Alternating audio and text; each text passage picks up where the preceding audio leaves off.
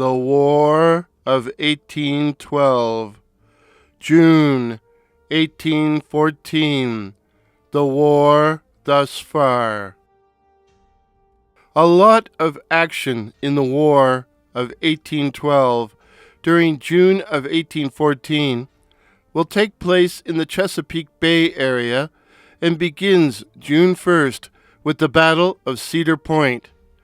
British Captain Robert Barry was sent by Rear Admiral George Cockburn to search the western side of the bay from the Potomac to the Patuxent, from the Potomac to the Patuxent River. Hope I pronounced that right.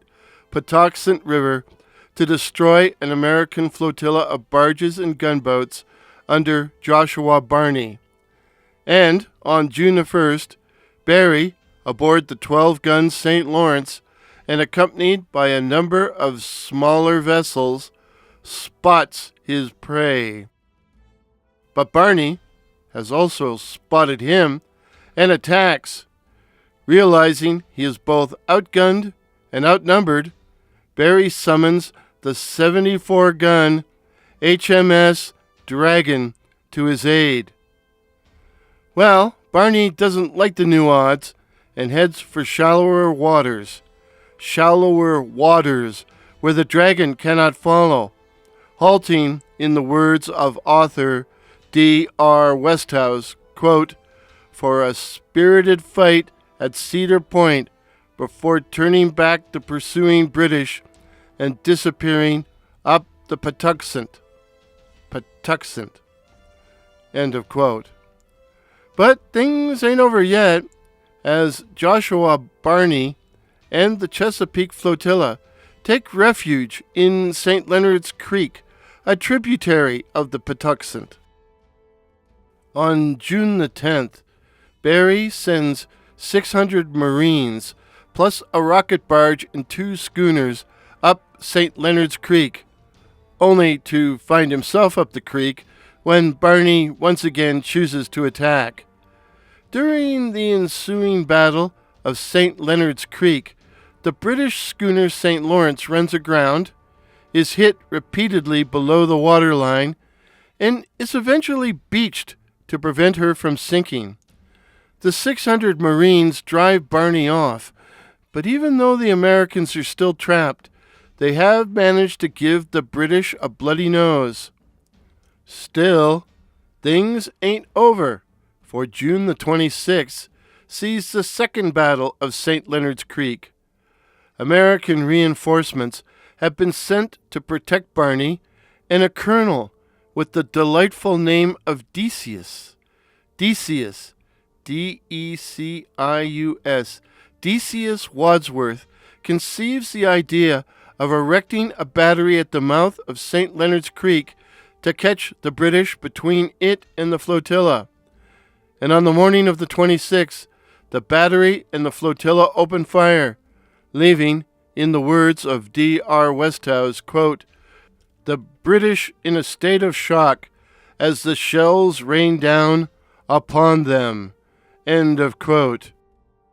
2 British frigates, Lore and Narcissus, are so badly damaged that British commander Captain Thomas Brown has no choice but to withdraw to the mouth of the Patuxent, while Barney escapes St. Leonard's Creek and heads up the river in the opposite direction. So, it's finally over. For now. Still, in this last engagement, the British suffer only 1 wounded, while the Americans have 4 killed and 7 injured. We shall be seeing Joshua Barney again. So what else happened in June 1814? As part of the British naval blockade of the Atlantic coast, 200 men from the British ships Superb and Nimrod had bombarded Falmouth, Massachusetts in January 1814. Please see my January 1814 video.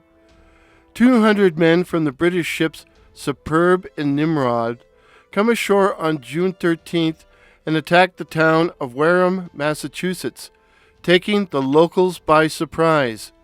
Some 17 vessels and a cotton mill are set on fire before the British withdraw, having taken hostages to prevent the Americans from shooting at them. In order to acquire more American territory, hence more leverage at the upcoming peace talks, territory which could also be used to provide a direct route between Montreal and Halifax, Sir John Sherbrooke, Lieutenant Governor of Nova Scotia, receives instructions to begin raiding Maine territory. On June the 21st, Captain Robert Barry, who had just been fighting Joshua Barney, leads an attack on the Maine towns of Thomaston and St. George, west of Penobscot Bay, where his men quickly captured 2 forts, as the soldiers who had been guarding them were currently fighting in Upper Canada. The British also spike guns, capture 4 boats, blockade the river, and have an all-around good time before leaving. Stuff happens on June 28th. First, 225 miles west of Plymouth, England, the 18-gun USS Wasp, Captain Johnston Blakely, squares off against the 19-gun HMS Reindeer under William Manners. In the intense half-hour fight, the ships quickly made contact, and despite dying from severe wounds, the heroic Manners encouraged his men to board the Wasp, only to have the crew of the Wasp board the Reindeer. The Americans lose 5 dead, 21 wounded, while the British suffer 25 killed and 42 injured. After the British crew is taken off, the Reindeer is set on fire, and within a few hours, it explodes. Secondly, June the 28th sees the combat death of Lieutenant Colonel Benjamin Forsythe, commander of the American Riflemen, at Odelltown, Lower Canada, which is present-day Quebec. The riflemen had been sent to the Plattsburgh area to entice enemy troops onto American territory, where they could be ambushed. It was in such an ambush on the 28th that Forsyth, a veteran of York and other battles, was shot and killed. In fact, he was the only American casualty, while the ambushed Canadian and native force lost 17. Thus, June 1814 sees action along the Chesapeake, the invasion of Maine, and the death of brave men like William Manners and Benjamin Forsythe. As June turns into July and the days get warmer, the War of 1812 is about to heat up, especially on the Niagara frontier. Stay tuned.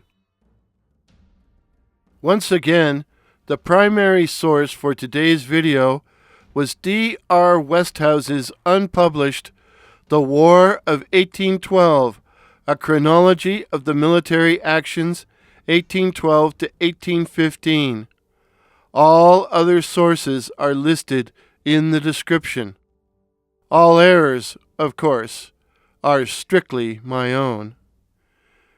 If this is your first visit to 1812 channel, my name is Warren and I'm your host. I'm not a historian, nor am I an expert on the War of 1812.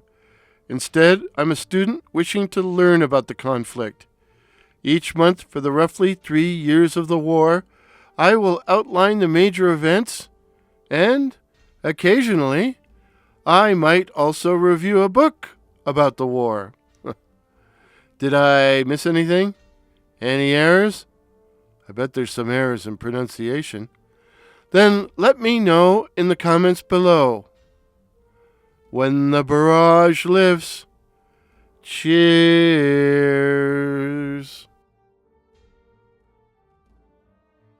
Pictures used in today's video, courtesy of Pix here, that's PX here, while the music was the stirring Crusade by that patron of the I almost said patron of the intellect. That patron of the internet, Kevin MacLeod.